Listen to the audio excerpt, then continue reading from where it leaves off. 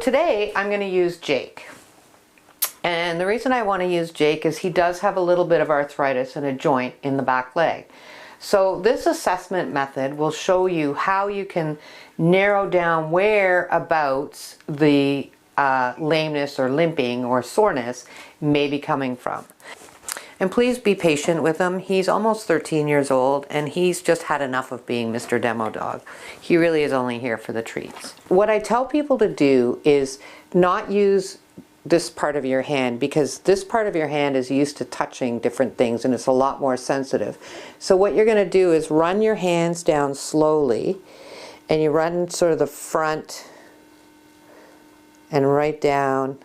And what you're doing is you're feeling to see if there's any heat coming from anywhere, and that's why you want to go kind of slowly. And you're going to run your hands down and see. And then I'm going to do the same on the other side. So what may happen is you may find in your dog, let's say it's the right leg, but you don't know where, and you run your hand down and you start to feel heat in the knee joint, let's say. So then you think, okay, why is that hot? Is put your dog, obviously I'm on a table, but you can put them on the floor if you have a little dog, which is slightly harder to do because they're so small, is you're going to put them on a flat surface, a stable surface if possible. And what you're going to do is try and do what's called a stacked position. So you know, you've seen those show dogs and they spend hours trying to get them to stand in a certain position. So basically he's standing here nicely. I see right now he's got his right back leg out. So I'm going to just put it so that it's in line with the other back leg. Oh, burr in a not so nice place. Oops.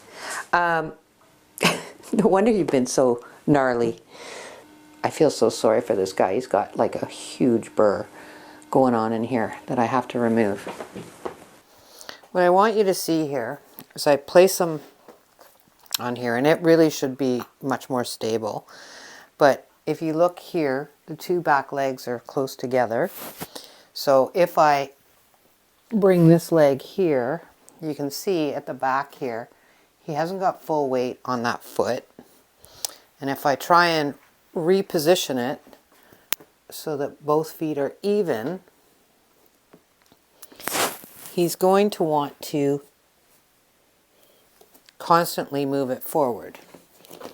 And the reason for that is because he has some arthritis in that back left foot. We want to also look at the top line, so nice and straight here. And you can see he can't quite hold this. When I put him in proper stacked position, he can't quite hold that position. He will try to readjust, especially if I move his head. See how he has to move his feet. So that's what we're looking at in terms, in terms of angles. So the other thing we want to look at is we want to look at, not that. All right, fine, goodbye. Here, Ben, up here. You just got fired again. Now, if we look at Ben, and we see here, he's got nice placement. I can move his feet here. He just thinks this is awfully odd. And I hold his head. And if I move his head one way or the other way, he's not trying to readjust at all. So we'll just put this here.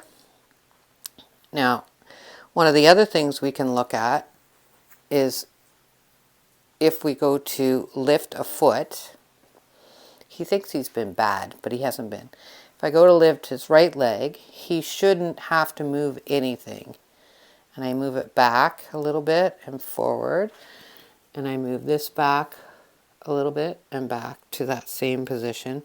And you notice he doesn't adjust anywhere in his spine. He doesn't adjust his front feet or his back feet. His tail stays the same. And we'll see what happens when I lift this foot. Same thing. And then I lift his left foot and put it back down. So one of the things you may notice is if they have, like Jake did, he has something going on in his left back leg. If I go to lift his left leg, it's light as a feather. And when I go to lift the right leg on Jake, it's like lifting a brick. So that tells me that he's compensating for something. Now you have an idea of 3 things you can do to see where your dog is limping. We've got the gait analysis from part 1, and today we discussed feeling for heat, as placing their feet and seeing when we lift a leg, do they have to readjust. It doesn't tell you exactly where it's coming from, but it will tell you that there's a compensation going on somewhere as well. So thank you all for watching, and stay tuned for part 3. Part 3, we're going to assess each joint, and I'm going to show you how to assess each joint so that you know exactly, or pretty close to, where it's coming from. And this will help you when you go to your vet, because you can say, I think it's his right carpus. So thanks a lot. Please subscribe and like, and do leave comments, because I really enjoy those.